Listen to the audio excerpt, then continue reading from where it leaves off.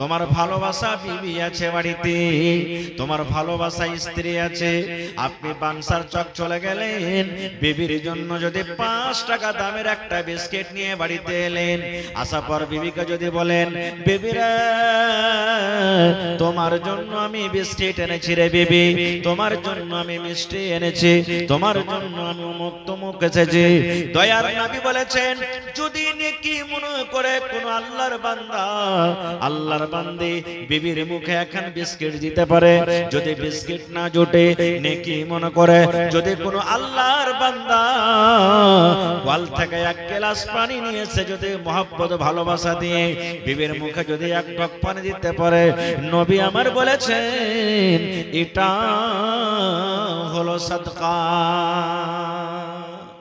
বাড়িতে আপনার গরু আছে, বাড়িতে ছাগল আছে, মাঠে কাম কাজ করার জন্য আপনি চলে গেলেন, 1 বড়া ঘাস কেটে নিলেন, বাড়িতে চলে এলেন, সুন্দর করে ঘাস কোটাকে আপনি সানি করলেন, ছোট্ট ছোট্ট করে কাটলেন, নেকি মনে করে যদি ওই গরুর জন্য, গায়ের জন্য, ওই মহিষের জন্য যদি আপনি নান্দে দিয়ে দিলেন, ওই গরুটার যদি আপনি পেট ভরিয়ে দিলেন, এটা হলো একটা সাদকা, এটা হলো একটা কি সাদকা, এটা একটা নেকি। এই করে করে নবী বলেছেন বিবির সাথে মিলন করা, বিবির সাথে সহবাস করা, বিবির সাথে হামবিস্তারি করাও হলো নেকি, বিবির সাথে সহবাস করা ওটাও হলো নেকি, বিবির সাথে মিলন করা ওটাও হলো সাদকা। নিজের স্ত্রী বাড়িতে আছে না, ওর জন্য আপনি প্যার মোহাব্বত করলেন, মিলন করলেন, এটা হলো সাদকা। হাদিসের কথা। একজন সাহাবী বলছেন, হুজুর কেমন কথা বলছেন, বিবির সাথে মিলন করা তাও সাদকা? আল্লাহ রাসূল বললেন, হ্যাঁ রে খেপা, হ্যাঁ বিবির সাথে মিলন করা সাদকা। বলছেন কেমন করে নবী গো? এইবার নবী বললেন, হে আমার সাহাবী, যদি তোমাকে আল্লাহ রাব্বুল আলামিন একটা জনব দিয়েছে, শরীরে তোমার শক্তি দিয়েছে, যদি তুমি এই কাজটা, তুমি যদি তোমার খায়েশটা ওয়াপার বেটি ছেলের সাথে তুমি যদি পূর্ণ করো, তোমার গুনাহ হবে কি হবে না, তোমার পাপ হবে কি হবে না? বলছেন নবী গো, পাপ হয়ে যাবে, গুনাহ হয়ে যাবে। এবার নবী আমার বললেন, সাহাবী রে, যখন তুমি একটা ওয়াপার বেটি ছেলের হাত ধরলে তোমার গুনাহ হয়ে যাবে, একটা ওয়াপার বেটি ছেলেকে যদি তুমি চুমা দাও গুনাহ হয়ে যাবে, একটা ওয়াপার বেটি ছেলের সাথে তুমি সহবাস করো তাহলে তোমার জিনা হয়ে যাবে। তাহলে ওই কাজটা যখন তোমার হালাল বাড়িয়ালি হালাল স্ত্রীর সাথে তুমি পূর্ণ করো, তাহলে কেন নেকি হবে না? হালাল স্ত্রীর সাথে যদি তুমি সেই কাজটা পূর্ণ করো, এটা তোমার জন্য হয়ে গেল সাদকা। তাহলে বুঝে গেলেন ইবাদত কাকে বলে। এবারে ইবাদত কার জন্য করতে হবে আমাদেরকে, কার জন্য ইবাদত করতে হবে? কোন লোক দেখানো ইবাদত চলবে, চলবে না। লোক দেখানো ইবাদত যদি করেন তো রিয়াকারী হয়ে যাবে। যেমন কুরবানি, কুরবানি কার জন্য করতে হবে ভাই? কথা বলেন, কার জন্য? আল্লাহর জন্য করতে হবে। দান কার জন্য করতে হবে? আল্লাহর জন্য করতে হবে। নামাজ কার জন্য করতে হবে? আল্লাহর জন্য করতে হবে। হজ কার জন্য করতে হবে? আল্লাহর জন্য। কিন্তু দুনিয়াতে কিছু মানুষ এমন আছে, ও যদি 3 লাখ 4 লাখ টাকাতে হজ করে আসার, ওকে যদি খালি হাজে না করেন তো রাগ খারাপ হয়ে যাবে, মন খারাপ হয়ে যাবে। কিছু মানুষ এমন আছে, ও যদি ভালো কাম করে, ওর যদি তারিফ না করেন তো ওর মন খারাপ হয়ে যাবে। জি না, ইবাদত বন্দেগী সব সময় আল্লাহর জন্য হওয়া চাই। এর প্রমাণ আল্লাহ রাব্বুল আলামিন কোরআন মাজিদে বলেন, সূরাতুল ফাতিহা, আলহামদুলিল্লাহি রাব্বিল আলামিন আর রহমানির রহিম মালিকি ইয়াউমিদ্দিন। তারপরে কি আয়াত আছে বলেন, কি আয়াত আছে? ইয়াকা না'বুদু ওয়া ইয়াকা নাস্তাঈন। আছে না নেই? সবারই ছোট বড় মুখস্থ আছে। ইয়াকা না'বুদু, এর মানে হলো আল্লাহ, আমরা যত মানুষ আছি সবাই নামাজে পড়ি, যারা নামাজি মানুষ নামাজে পড়ি। এই আয়াতটার তরজমা মানে কি? আল্লাহকে বলছেন, ইয়াকা না'বুদু, হে আল্লাহ আমি তোমার ইবাদত করি, তোমার বান্দাকে করি, ওয়া ইয়াকা নাস্তাঈন, এবং আল্লাহ একমাত্র তোমার কাছ থেকে সাহায্য আমরা চাই। আল্লাহ জি তোমারই ইবাদত বান্দাগি করি এবং তোমার কাছ থেকে আমরা সাহায্য চাই। সুবহানাল্লাহ। একদিন ইব্রাহিম নবীর বাড়িতে একটা মাজুসি বলে যারা আগুনের পূজা করে, আগুনকে আল্লাহ মনে করে, একটা কুটুম চলে এসেছে, মাজুসি আগুনকে পুজনেওয়ালা। ইব্রাহিম নবী তাকে খেতে দিয়েছে। খাজা দেওয়ার পর ইব্রাহিম নবী বলছেন যে তুমি বিসমিল্লাহ বলে খাও। তো মাজুসি বলছে আমি বিসমিল্লাহ বলবো না। বিসমিল্লাহ মানে আমি আল্লাহর নাম নিয়ে খাচ্ছি। বলছে বিসমিল্লাহ বলবো না। কইছে কেন বলবে না? কইছে এমনি আমি তোমার বিসমিল্লাহ টিসমিল্লাহ আমি মানি না। তো ইব্রাহিম নবী বলছেন তাহলে তুমি কিসের নাম নিয়ে খাইবে? কইছে আমি আমার আল্লাহ, আমার ভগবান যে আগুন, আগুনকে আমি আল্লাহ মনে করি, আমি আগুনের নাম নিয়ে খাবো। ইব্রাহিম নবী সামনে থেকে থালা খান টেনে নিলেন। টেনে লওয়ার পর এবার সেই মাজুসিকে বলছেন রে আল্লাহর বান্দা, তুমি যদি আল্লাহর ইবাদত বান্দাগি না করো, তুমি যদি আল্লাহর নাম নিয়ে যদি খানা না খাও, তাহলে তুমি যাকে ভগবান মনে করেছো, যাকে তুমি পূজা করো, যে আল্লাহর তুমি ইবাদত করো, ওই আল্লাহর কাছ থেকে তুমি খানা চাও। যে আল্লাহর তুমি ইবাদত বান্দাগি করো, পূজা করো, সে আল্লাহর কাছ থেকে তুমি খানা চাও। এবারে তখন মেহমান উঠে হাঁটতে শুরু করেছে। ধরেন এখান থেকে হাঁটতে 10 কদম যখন গেছে, আল্লাহ তাবারাক ওয়া তাআলা ইব্রাহিম নবীকে ডাক দিয়েছেন। কি দিয়েছেন জানেন? রে আমার নবী ইব্রাহিম, হে আমার নবী ইব্রাহিম, তুমি শুনে নাও, আজ তোমার বাড়িতে একজন মেহমান, সেই মেহমান তোমার বাড়িতে এসেছে, তুমি তাকে খানা দিয়েছো, কিন্তু বিসমিল্লাহ না পড়ে খাওয়ার কারণে তার সামনে থেকে তুমি থালা টেনে নিয়েছো, তার সামনে থেকে তুমি খাবার টেনে নিয়েছো। ইব্রাহিম শুনে নাও, যেদিন থেকে নিয়ে জন্ম হয়েছে, আজকে লোকটার বয়স 50 বছর হয়ে গেল, আজকে লোকটার বয়স 60 বছর হয়ে গেল। আল্লাহ বলেন ইব্রাহিম রে, 50 বছর লোকটার বয়স হয়ে গেল, জীবনে কোনদিন বিসমিল্লাহ বলেনি, বিনা বিসমিল্লাহতে খানা খেয়েছে। আমি আল্লাহ রাগ করে কোনদিন বলিনি তোকে খেতে দেব না রে, তোকে খেতে দেব না। আল্লাহ বলেন ইব্রাহিম, আর তোমার বাড়িতে এক টাইমের লোকটা খাবার খেতে এসেছে, আর বিসমিল্লাহ না বলার কারণে তার সামনে থেকে তুমি থালা টেনে নাও। নারে তাকবীর। তাহলে ভাই, ইবাদত বান্দাগি হলো ওইটাই যাতে আল্লাহ তাবারাক ওয়া তাআলা রাজি হয়ে যাবেন, খুশি হয়ে যাবেন। এবং ইবাদত বান্দাগি কার জন্য করতে হবে? একমাত্র আল্লাহ তাবারাক ওয়া তাআলার জন্য করতে হবে। আজকে আমরা মুসলমান তারাবির নামাজ পড়েছি, 5 ওয়াক্ত তো আছে। যদি খালি ইমাম সাহেব একটুখানি লম্বা করে দেয় 2-4 আয়াত, নামাজের পরই আমরা ইমাম সাহেবকে বলবো, হাজি ইমাম সাহেব, হাফিজ সাহেব, এত কি লম্বা লম্বা করে তেলাওয়াত করতে হয়? আরে আমরা কাম কাজ করা মানুষ, একটু ছোট ছোট করে পড়িতে পারো না? কি মশা, ও নামাজ পড়ছে দেখো, ডাইন হাতে বাড়ি, একবার পা হাতে বাড়ি, খালি বাড়ির বাড়ি চলছে। ওরে সুবহানাল্লাহ, আমার আপনার নবী মুহাম্মদ সাল্লাল্লাহু আলাইহি সাল্লাম 5 ওয়াক্তের ফরজ নামাজ দূরের কথা, আল্লাহর নবী রাতের বেলাতে তাহাজ্জুদের নামাজ পড়তেন। মুসলমান, এই আমার জংলা টোলার গ্রামের মেয়েরা খালারা শুনেন, আমার নবী তাহাজ্জুদের নামাজ এত লম্বা করতেন, এত রাতের বেলাতে লম্বা করতেন। নামাজ পড়ে পড়ে পড়ে নামাজে দাঁড় হয়ে হয়ে নবীর পা গলা মোটা মোটা হয়ে ফুলে যেত। আপনি যেরকম ভাবে বসে আছেন, 3 ঘন্টা বসে থাকবেন, আপনার পা ফুলে যাবে। ট্রেনে দেখবেন যারা জেনারেল ডাব্বাতে যায়, খাড় হয়ে থেকে থেকে থেকে পা খানটা ফুলে যায়। ফুলে কি ফুলে না? নবী আমার রাতের বেলাতে তাহাজ্জুদের নামাজ পড়ে পড়ে, নফল পড়ে পড়ে এত লম্বা লম্বা তেলাওয়াত করতেন, নবীর পা দুটো কিন্তু মোটা মোটা হয়ে ফেলে যেত। আল্লাহর নবীর বিবি মা আয়েশা রাদিয়াল্লাহু তাআলা আনহা নবীকে বললেন, নবী গো,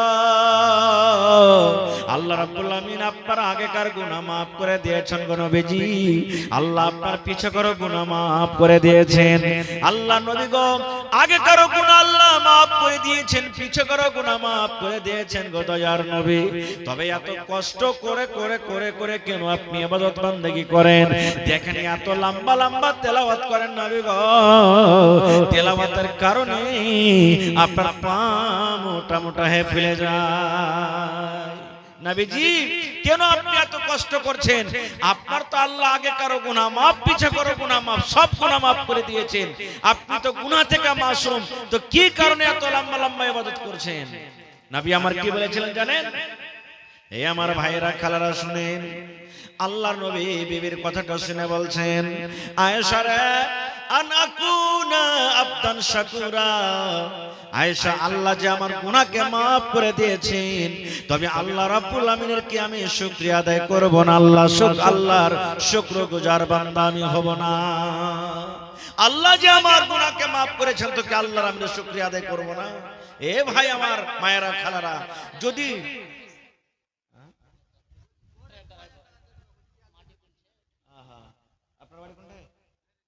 ভাইরালে কি নাম আপনার?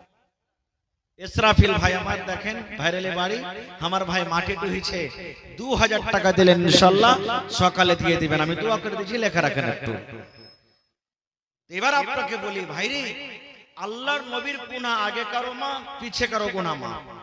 সেই নবী যদি তাহাজ্জুদ নফল নামাজ পড়াতে, ইবাদত করতে গিয়ে যদি পাকে ফুলিয়ে দেয়, তা আমি আপনি কি করতে পারি বা কি করা দরকার? একজন সাহাবীর ঘটনা শুনেন আপনি। আহা, একজন সাহাবীর ঘটনা শুনেন, সহিহ বুখারী শরীফের হাদিস। আব্দুল্লাহ ইবনে আমর রাদিয়াল্লাহু তাআলা আনহু, আব্দুল্লাহ একজন সাহাবীর নাম। বিবাহ করার আগে ভালো করে শুনবেন, গোটা গোটা রাত ইবাদত বندگی করে করে কাটিয়ে দেয়। দিনের বেলাতে রোজা, দিনের বেলাতে রোজা, আর রাতের বেলাতে শুতে না, গোটা গোটা রাত তাহাজ্জুদ পড়ে পড়ে কাটিয়ে দেয়। একদিন গেল, দুদিন গেল, 5 দিন গেল, 10 দিন গেল। ওর বাপ, আব্দুল্লাহর বাপ আমর রাদিয়াল্লাহু তাআলা আনহু তখন কি করলেন? বেটার বিয়ে দিয়ে দিলেন। আমরা কি করছি, যখন বেটা খাটতে শিখে তখন বেটার বিয়ে দিই। বেটা ইবাদত করতে পারছে কি পারে না, এদিকে আমরা দিনে আমাদের আর সাহাবায়ে কেরামের আমল দেখেন। আব্দুল্লাহ বলছেন আমার বাপ বিয়ে দিয়ে দিলেন আমার, আমরা বলছেন আমি বেটার বিয়ে দিয়ে দিই। বেটার বিয়ে হয়ে গেল। কেন বিয়ে দিলেন? এই জন্য বিয়ে দিলেন যে আমার বেটা দিনের বেলাতে রোজা করছে আর রাতের বেলাতে তাহাজ্জুদের নামাজ পড়ছে। বহুটা যদি বাড়িতে আসে তো বহুটার কাছে একটু সময় দিবে, কবে হয়তো রোজা করবে, কবে করবে না, কবে রাতের বেলাতে বহুর কাছে আরাম করবে, কবে হয়তো তাহাজ্জুদ পড়বে। এই জন্য বেটার বিয়ে দিয়ে দিলেন। একদিনকার ঘটনা।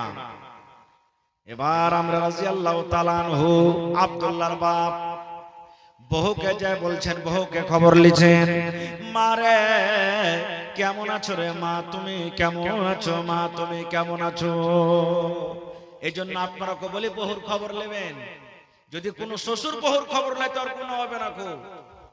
আব্দুল্লাহ রাদিয়াল্লাহু তাআলা আনহুর আব্বা যারা আমরা চলে গেলেন বহুর কাছে। বহুকে বলছেন, মা রে তুমি কেমন আছো রে মা, তুমি কেমন আছো? বহু মা বলছেন, আব্বাজি খুব ভালো আছি, আল্লাহ রাব্বুল আমিন খুব ভালো রেখেছেন, খুব ভালো আছি, খুবই সুখে আছি, আরামে আছি। এইবারে তখন শ্বশুর বলছেন, বহুমা আমার বেটা আব্দুল্লাহর ব্যবহার কেমন? আমার আব্দুল্লাহ তোমার সাথে কি ব্যবহার করে? আমার বেটা আব্দুল্লাহকে তুমি কেমন পেয়েছো? খবর লিখে দেখেন বহু, যে বলছে, বহুমা আমার বেটা যে আব্দুল্লাহ আছে, কেমন চাল চল চরিত্র, কেমন ব্যবহার, কেমন কেমন ব্যবহার করে তোমার সাথে আমার বেটা। বহু দেখেন সুবহানাল্লাহ, শ্বশুরকে বলছেন, কি বলছেন? আব্বা গো আপনার বেটা খুবই ইমানদার, আপনার বেটা খুবই নেককার, আপনার বেটা খুবই ভালো। বলছেন আব্বা গো দিনের বেলাতে আপনার বেটা রোজা করে করে করে করে করে দিনটাকে কাটিয়ে দেয়, আর রাতের বেলাতে তাহাজ্জুদের নামাজ পড়ে পড়ে রাত কাটিয়ে দেয়। বলছেন আব্বা গো আমি যেদিন থেকে আমার স্বামীর বাড়িতে আমি এসেছি, আমার হাত খানটা পর্যন্ত আপনার বেটা এখনো ছুঁয়ে দেখেনি, আমার গা খানে এখন পর্যন্ত হাত দেয়নি। আমি একটা কেমন নারী, আল্লাহ আমাকে কি রূপ কি সুন্দর দিয়েছেন, এখন আপনার বেটা আমার দিকে দেখেনি, আমার বিছানায় এখন পর্যন্ত একদিনও পা দেয়নি। বহুতে বলছেন আপনার বেটা খুব ভালো, কিন্তু আব্বা জানেন যেদিন থেকে আমি আপনার বেটার বাড়িতে এসেছি, অর্থাৎ আপনার বেটা যেদিন থেকে আমাকে বউ করে এনেছে, আপনার বেটা আমার গা খানটাকে ছয়নি, কাপড় খানটাকে ছয়নি, আমার বিছানায় পা খানটা পর্যন্ত ঠেকায়নি যে আমার বহুটা কেমন। যেমন কথাটা বলা, আমরা রাদিয়াল্লাহু তাআলা আনহু মাথাতে হাত দিয়ে বলছেন, হ্যাঁ আল্লাহ কি হলো? আমি তো যেই উদ্দেশ্যে বেটার বিয়ে দিলাম সেটা তো ফেল হয়ে গেল। আমি ভাবলাম যে বিয়ে দিয়ে দিলে মনে হয় আল্লাহর ইবাদত বান্দেকে কিছু কম করে বহুত দিকে সময় দিবে, কিন্তু এখন তো উল্টো হয়ে গেল, বলছেন না আর এরকম করে থাকা হবে না। এবার আমরা রাদিয়াল্লাহু তাআলা আনহু হাঁটতে হাঁটতে হাঁটতে হাঁটতে হাঁটতে আল্লাহর নবীর দরবারে চলে গেলেন। নবীর দরবারে চলে গেলেন, যাওয়ার পর বলছেন ইয়া রাসূলুল্লাহ, একটা কথা আপনার কাছে নিয়ে এসেছি। আব্বা বলছেন কি কথা? বলছেন নবী গো, আমার বেটা আব্দুল্লাহ আল্লাহর ইবাদত বান্দেগি করে করে করে রাতকে রাত কাটিয়ে দেয়, আরাম করে না। আমি ভাবলাম বেটাটার বিয়ে দিয়ে দিলে হয়তো একটু ইবাদত বান্দেগি কম হবে, কিন্তু বহুর দিকে একবারও নজর করে তাকাই না, ওর বিছান খাঞ্জা পর্যন্ত যাই না, গোটা গোটা রাত এখন ইবাদত বান্দেগি করে কাটিয়ে দিচ্ছে। আপনি পারলে তাকে একটু বুঝিয়ে দেন। বলছে এটা কথা না? তো হ্যাঁ। বলে ঠিক আছে, তোমার বেটাকে পাঠিয়ে দাও। পরের দিন চলে গেলেন। এবার নবীজি কত জ্ঞানী মানুষ, নবীজি আমার কত হুঁশিয়ার মানুষ, নবীজি আমার কত বুদ্ধিজীবী মানুষ, দেখেন এবারে কিভাবে তাকে জিজ্ঞাসা করছেন। নবী আমার আব্দুল্লাহকে বলছেন, আয় আব্দুল্লাহ, তুমি রোজা কিভাবে রাখো বাবারে, তুমি রোজা কিভাবে রাখো? বলছেন নবী গো, আমি প্রত্যেক দিন রোজা রাখি, নফল রোজা রাখি। এইবারে নবীজি বলছেন, তুমি 5 ওয়াক্ত নামাজ পড়ো? জি আমি পড়ি। নবী বললেন কোরআন কিভাবে পড়ো? বলছেন নবী গো, প্রত্যেক রাতে রাতে আমি তাহাজ্জুদের নামাজ পড়ে পড়ে গোটা কোরআনকে আমি শেষ করে দিই। আমি আলহামদুলিল্লাহ থেকে শুরু করি আর সূরা নাস পর্যন্ত এই 30 পারা কোরআন আমি এক রাতে আমি নামাজে তেলাওয়াত করে করে করে আমি শেষ করে দিই। একটা রাতে গোটা কোরআন শেষ। বুঝে দেখেন তো কেমন ইবাদত বান্দেগী ছিল তাদের। কথাটা যখন শোনা পর এবার নবীজি তখন বলছেন যে তুমি বিয়ে শাদী করেছো? বলছে জি হুজুর, আমার তো বহু বাড়িতে আছে। এবার নবী বললেন, বিয়ে যখন তুমি করেছো রে বান্দা, তোমার স্ত্রী যখন বাড়িতে আছে, তুমি দিনের বেলাতে রোজা রাখো আর রাতের বেলাতে তাহাজ্জুদ পড়ে পড়ে রাতটাকে কাটিয়ে দাও, তাহলে তুমি তোমার বিবির কাছে তুমি কখন যাও? আয় আমার সাহাবী শুনো, আল্লাহ রাব্বুল আলামিন তোমাকে চোখ দিয়েছে বান্দারে, এই চোখের তোমাকে হক আদায় করতে হবে। আল্লাহ তোমাকে যে একটা বাড়ি দিয়েছে, এই বাড়ির তোমার হক আদায় করতে হবে। আল্লাহ তোমাকে বিবি দিয়েছেন, বিবির তোমার হক আদায় করতে হবে। তোমার বাড়িতে মেহমান আসতে গেলে মেহমানের হক আদায় করতে হবে। আর সমস্ত হক ওয়ালার হককে মেরে যদি তুমি এক আল্লাহর ইবাদত বান্দেগী করো, এরকম ইবাদতে আল্লাহ রাব্বুল আলামিন খুশি হবেন না। তুমি সবারই হক মেরে খালি আল্লাহর ইবাদত বান্দেগী করবে, এরকম ইবাদত আল্লাহ খুশি হবে না। তখন সেই সাহাবী আব্দুল্লাহ বলছেন, হুজুর তাহলে কি করব আমি? বলছে এক কাম করো, এক মাসে তুমি এক ফিরা কোরআন মাজিদ শেষ করো, মানে এক পারা করে প্রত্যেক রাতে তুমি তাহাজ্জুদের নামাজ তেলাওয়াত করো। বলছেন হুজুর প্রত্যেক রাতে রাতে এক ফিরা করে কোরআন শেষ করছে, আর এক মাসে মাত্র এক ফিরা কোরআন শেষ করব, এর থেকে আমি আরো বেশি পারবো। নবীজি বললেন তাহলে 15 দিনে তুমি এক ফিরা শেষ করে দাও। বলছে নবী গো, আর আমি বেশি বেশি করে পারবো নবী গো। এবার নবীজি বললেন, সাহাবী রে, 7 দিন থেকে বেশি তোমাকে পারমিশন দেওয়া যাবে না। 7 রাতের মধ্যে তুমি কোরআন শেষ করবে, ইয়ার থেকে তোমাকে বেশি পারমিশন দেওয়া যাবে না। এবার রোজা, নবীজি বললেন তুমি মাসে 3টা করে রোজা রাখো, প্রত্যেক দিন তোমাকে রোজা রাখতে হবে না, মাসে 3টা করে তুমি রোজা রাখো। এবার সে সাহাবী বলছেন, নবীজি আরো আমি বেশি বেশি করে রোজা রাখতে পারবো। এবার নবীজি আমার বললেন, সাহাবীরা তাহলে তুমি মাসে 15 দিন রোজা করো আর 15 দিন তুমি রোজা রাখিও না। মানে দাউদ নবীর জামানাতে যেমন রোজা ছিল, দাউদ নবী একদিন রোজা রাখতেন, একদিন ছেড়ে দিতেন, একদিন রোজা রাখতেন, একদিন ছেড়ে দিতেন। এরকম ভাবে তুমি রোজা রাখো, একদিন তুমি রোজা রাখো, একদিন রোজা ছেড়ে দাও। আজকে শুক্রবার তুমি রোজা রাখো, শনিবার ছেড়ে দাও। এবার রবিবার রোজা রাখো, সোমবার ছেড়ে দাও। মঙ্গলবার রোজা রাখো, বুধবার ছেড়ে দাও। এরকম ভাবে একদিন রোজা রাখো, একদিন তুমি ছেড়ে দাও। এরকম করতে গেলে আল্লাহ রাব্বুল আলামিন তোমার ইবাদতকে আল্লাহ কবুল করবে। তাহলে সাহাবায়ে কেরামের আমল কি ছিলেন ভাই? সাহাবায়ে কেরামের ইবাদত কি ছিলেন? এত বেশি বেশি তারা ইবাদত বندگی করতেন সুবহানাল্লাহ, যে তারাকে কম করতে বলা হতো আর আমরা কিন্তু করতে পারি না। সুবহানাল্লাহ। একদিন নবীজি মা আয়েশা রাদিয়াল্লাহু তাআলা আনহা বলেন, সহিহ বুখারী শরীফের হাদিস, বলছেন একদিন নবীজির বাড়ি আমার কাছে, নবীজির বাড়ি বিবির ঘে বানা ছিল। এটা হলো একটা বিবির বাড়ি, একদিন ওর কাছে থাকলেন। এটা হলো একটা বিবির বাড়ি, এক রাত ওর কাছে থাকলেন। এটা একটা বিবির বাড়ি, ওর কাছে একদিন থাকলেন। এই করে করে বাড়ি বানা ছিল। আল্লাহ নবীর বিবি মা আয়েশা রাদিয়াল্লাহু তাআলা আনহা বলছেন যে একদিনকার ঘটনা, নবী আমার কাছে আছেন। ঠিক আছে আছেন। নবীজির বিছান কি? আজকে যে পালং, আজকে যে সোফা, আজকে যে আপনার তোশক, আজকে গাদলা, নানা রকমের বিছান। সুবহানাল্লাহ। আমার নবীর বিছান দেখেন। মা আয়েশা বলছেন কি, নবী আমার কাছে এলেন আর চাপ্পাল জুতা যে পায়ে ছিল জুতো দুটোকে খুলে দিলেন।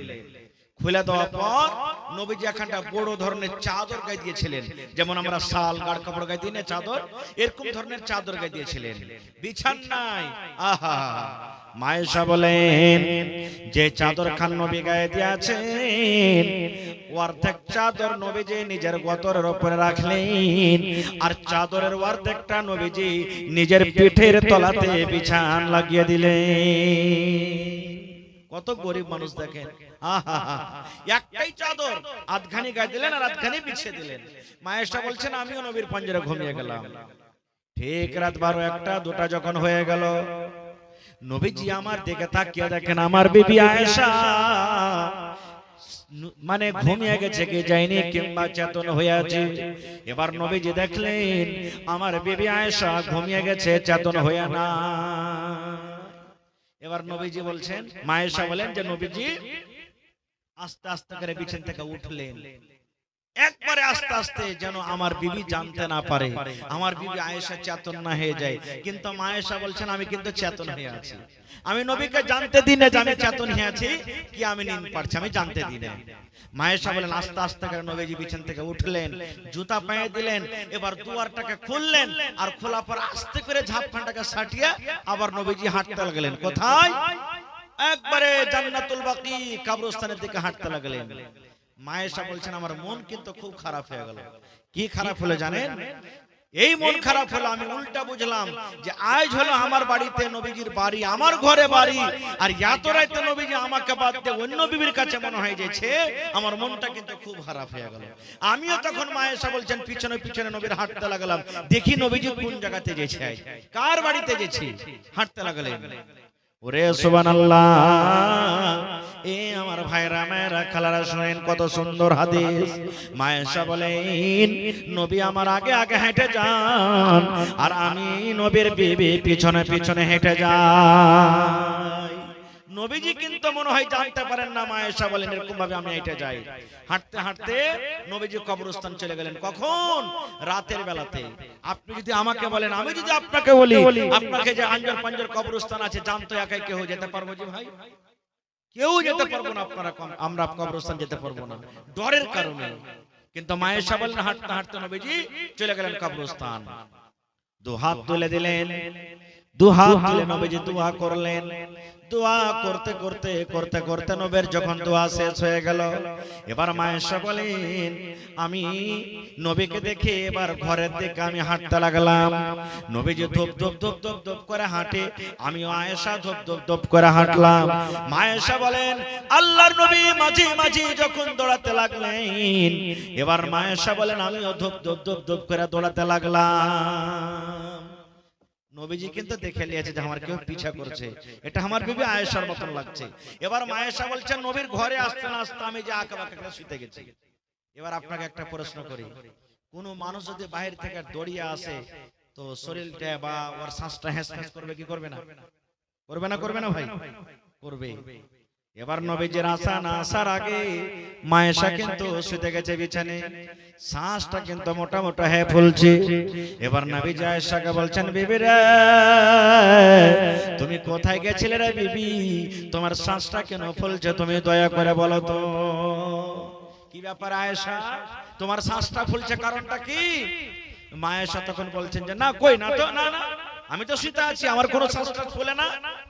এবার নবীজি বললেন, আয়েশা তুমি সত্য করে বলে দাও, আর যদি তুমি না বলো আয়েশা রে, আল্লাহ রাব্বুল আলামিন কিন্তু আমাকে জানিয়ে দেবে তুমি কোথায় গেছিলে। আয়েশা রে তুমি বলে দাও তুমি কোথায় গেছিলে, আর তুমি যদি না বলো আল্লাহ রাব্বুল আলামিন আমাকে বলে দিবেন। আল্লাহ বলবেন না? বলবেন না? কারণ ফেরেশতা তো নবীর কাছে আসছেন, বলছেন আয়েশা তুমি বলো না তো আল্লাহ বলে দিবে। এবারে তখন মা আয়েশা বলছেন, জানে আল্লাহ রাসূল আপনি যখন বিছানা থেকে উঠলেন আমি এটাই ভাবলাম যে মনে হয় আমাকে ছেড়ে আল্লাহ রাসূল অন্য বিবির কাছে চলে যাবেন, তো আমি ভাবলাম আমাকে একটু মন খারাপ হলো, এই জন্য আপনার পিছনে পিছনে আমি গেছি। দয়ার নবী কথাটা শোনার পর বলছেন, আয়েশা রে আমার উপরে কি তোমার বিশ্বাস হলো না? আমি তোমার বাড়িতে থেকে অন্য বিবির কাছে যাব তুমি কেমন করে ভেবে নিলে? এইবারে মা আয়েশা বলছেন, নবী গো আমি কবরস্থান পর্যন্ত আপনার পিছনে পিছনে হাঁটতে হাঁটতে গেলাম, আপনি যে মাইয়াতের জন্য দোয়া করলেন, সমস্ত মুমিন মুসলমানের জন্য দোয়া করলেন নবী গো, সেই দোয়াটা একটু আপনি আমাকে শিখিয়ে দেন। আমার মা মরে গেছেন, আব্বা মরে গেছেন, দাদা মরে গেছেন, নানা মরে গেছেন, কত আত্মীয় স্বজন কবরের ভিতরে শুয়ে আছে, তাদের জন্য যদি আমি দোয়া করি কিভাবে দোয়া করব একটু কথাটা বলেন তো। এই আমার জংলা গ্রামের মায়েরা খালারা আপনিও দোয়াটা শিখেন, ভাইয়েরা আপনারাও দোয়াটা শিখেন। আপনার মা আব্বা দাদু জানা নানি এলাকার কত মানুষ, ওরে আল্লাহ দুনিয়ার খবর পাওয়া যায়, কিন্তু কবর একটা এমন দেশ, কবর একটা এমন জায়গা, কবর একটা এমন দুনিয়া, আজ পর্যন্ত কবর থেকে কোনো খবর এলো না। তাহলে তাদের জন্য যদি দোয়া করেন আল্লাহ রাব্বুল আমিন আপনার দোয়াটা কিন্তু কবরে পৌঁছে দেয়। কি দোয়াটা? মা আয়েশা বলছেন, হুজুর দোয়াটা আমাকে শিখাবেন না? বলছে হ্যাঁ শিখাবো।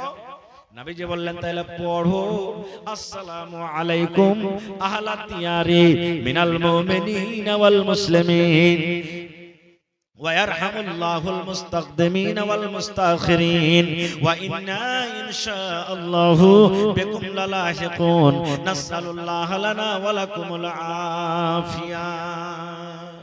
আরেকবার শুনেন, মা মরে গেছেন, আব্বা মরে গেছেন, দাদু মরে গেছেন, নানা মরে গেছেন, কবরের পাঞ্জর দিয়ে আপনি হাঁটে চলে যান, মাঠে কাম কাজ করতে গেছেন, কবরস্থানকে সামনে করে এক মিনিট দাঁড় হয়ে হয়ে কম করে দোয়াটা পড়বেন রে ভাই। আপনি যদি দোয়াটা পড়েন যত মুমিন মুমিনা শুয়ে আছে আপনার দোয়াটা আল্লাহ রাব্বুল আমিন তাদের কবরে কিন্তু পৌঁছে দিবেন। কি দোয়াটা? আসসালামু আলাইকুম আহলাদ দিয়ার মিনাল মুমিনিনা ওয়াল মুসলিমিন ওয়া ইয়ারহামুল্লাহুল মুস্তাকদিমিন ওয়াল মুস্তাখিরিন ওয়া ইন্না ইনশাআল্লাহু বিকুম লালাহিকুন নাসআলুল্লাহ লানা ওয়া লাকুমুল আফিয়া। তাহলে নবীজি রাতের বেলা তো মাইয়াতের জন্য দোয়া করতে যেতেন, আর আমরা কয়দিন দোয়া করছি ভাই? নিজের জন্য করতে পারি না তো অপরের জন্য কেমন করে করব? এবং হাদিস থেকে এটাও একটা কথা বুঝতে